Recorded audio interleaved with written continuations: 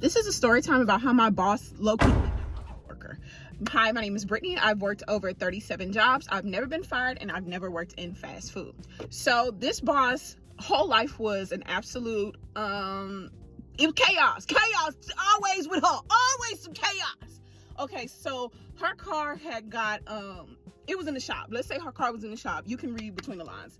So her car was in the shop, and the car wasn't in the shop in the city that we lived in. It was in a shop in another city. So the city was like an hour away. She has not had her car for almost 2.5 months at this point. I was like the main person driving her around. She wasn't giving me any gas money. I told her she needed to, like rotate with other people. She got mad at me and stopped asking me for a ride. Cool, either way, I can come straight to work and I don't have to waste gas fooling with you.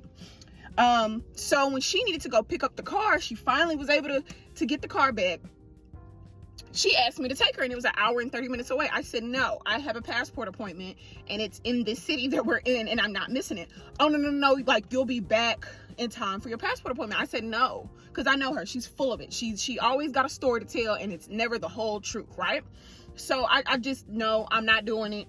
I'm not going. So she then proceeds to ask our new hire. This girl was like fresh out of college. She was like 22, 23. This is her first real job. So she asked her, tell the girl it's about an hour and 30 minutes away. Once they come back, she won't have to like come back to work. She can just take the rest of the day. Okay. So like I said, it's an hour and 30 minutes away. They left around like 1. Okay.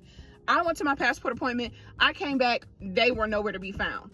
The workday ended. They never came back. So we are all assuming that, oh, they went to go get the car and then they all back at home now.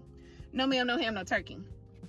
So for one, she lied about how far the place was. It was not an hour and 30 minutes away. It was 4 hours away. Okay. And because she lied, she didn't leave at the appropriate time. So the girl driving, and she just like the boss, because the girl came in like at noon the next day, 38 hot. She was pissed. She was like, y'all will not believe what happened. I really don't even want to talk about it now. I'm ready to quit. I called my mom and everything. Like, I can't believe this lady did this to me.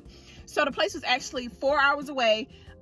She said she was driving a car and the lady kept saying like, you're not going fast enough. We ain't gonna get there in time. We ain't gonna get there in time. And the lady wouldn't put the address in the girl's GPS. She had it on her phone and she's sitting here with the phone like this, telling the girl where to go because she don't want her to know that's really 4 hours away. So she keeps telling her like, you need to drive faster. You need to drive faster. Matter of fact, let me drive. So this girl let this lady drive her brand new car. She said, y'all, that lady was pushing 100 to almost like, zooming in that girl car, bobbing and weaving through traffic, just doing the absolute most. She said that the place was so far. We were in South Carolina. This girl said that the place was so far that they were almost to Atlanta. Atlanta is like 4.5 hours from where we were. She said I would kept driving like 15, 20 minutes. I could have went to my friend's house in Atlanta. That's how far away the place was. And so when they pull up, they barely even get the lady car. And then the lady like, okay, well, you can come in at 12 tomorrow.